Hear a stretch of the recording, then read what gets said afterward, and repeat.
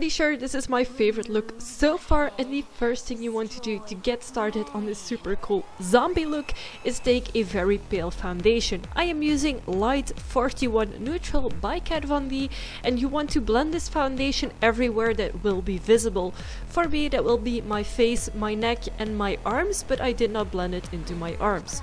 Set your foundation, this is very important. I am using the D End Setting Powder by Notoriously Morbid. Next we're gonna start contouring, and contouring will make or break this look.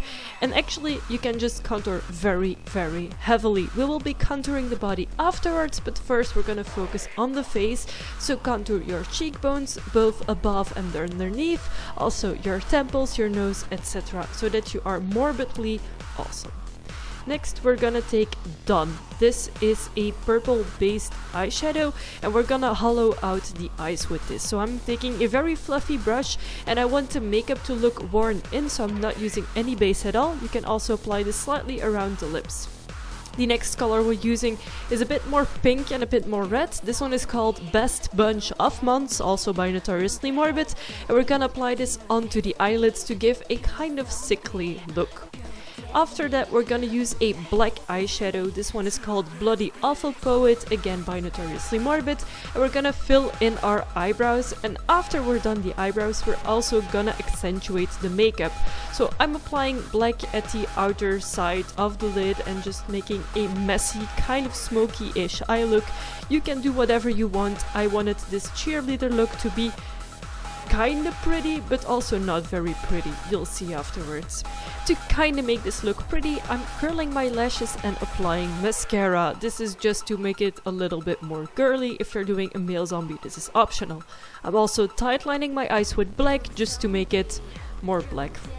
Next I'm doing some eyeliner. I've really fast applied this and it can be very messy because a zombie isn't perfect. So yeah, I just go over it and smudge it out afterwards because, well, it doesn't have to be perfect. For the lips you want to take a very pale shade of lipstick. I am using Vault by Notoriously Morbid and just blend it out with your fingers. You want to look dead. Then I am using To The Grave. This is a purple shade just to make it look a bit sickly. And then it's onto the SFX part, and this is actually the more difficult part, so if you don't have these products you can either use latex to replace it. What I'm using is a 3-part silicone, so you have to mix 1 part of A, 1 part of B, and then however much of C, which is a softener that you want to use, and then just create the wounds onto your face.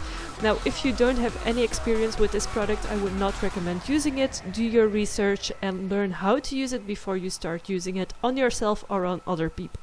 I'm creating the wounds here, and because this product has to set, so it has to cure, we will also start contouring the face while we're at it, and the neck, etc. So here you can see that I am pulling out the bones so I can see where I need to contour. I'm contouring the sides of my neck and on my chest, where you will be seeing during the clips that I will be filming. If you want to do your arms as well, you can of course do so. Now that my silicone has completely cured, I am setting it with the setting powder just to take the shine off them and make it easier to paint them.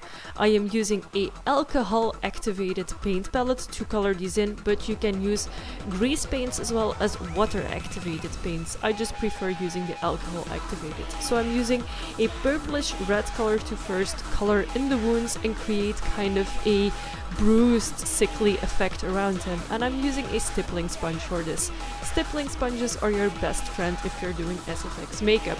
So here you can see I'm just experimenting with more red tones, more purple tones, a little bit of yellowish white colors just to give that very bruised and infected look.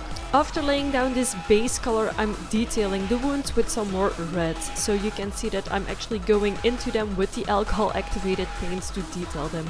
You can do however many or however little wounds you want, and you can see that I'm still messing with some of the prosthetics. You can still pull them open and create wounds after the silicone has cured. It's just a little bit more difficult. Now we're gonna go to blood afterwards, but I prefer laying down as realistically possible base as possible with my alcohol activated paints. Why? Because they just look more realistic. I'm also applying a tiny bit of highlight to just make the flesh colors look like flesh, and this is what it looks like right now. And then we're on to my absolute favorite part, blood. I am using what is called fresh blood, so a clearer blood, into the wound at first. And this is just to create a nice even coat of blood inside the wound before we'll make it drip afterwards. So you can see me applying this with a tiny tube of blood. This is actually the way I bought it from the SFX store. It's super practical because you don't need any brushes, etc. Then I am using Thick Blood by Nye. This is super expensive, but if you are into SFX and if you do lots of makeups with blood, this is so worth it. This actually dries, so you don't have to worry after it being on your face for over half an hour. It doesn't really drip or come off anymore. This is especially good for the mouth because it is safe to be in the mouth, just don't eat it or anything.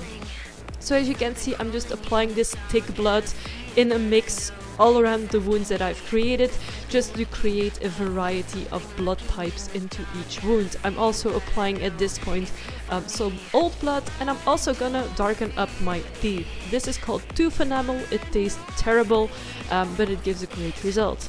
And then afterwards I'm finishing off the blood with just another type of blood that I have before putting on my outfits. Here's an overview of my look. I used black pompons, a black top, a black pleated skirt, some ripped up stockings, black knee-high socks and some very old all-stars. And this is how the look ended up. I also made pigtails in my hair just to complete it. I love this look. I hope you guys enjoyed it as well. Like this video, subscribe to my channel, and I will see you very soon.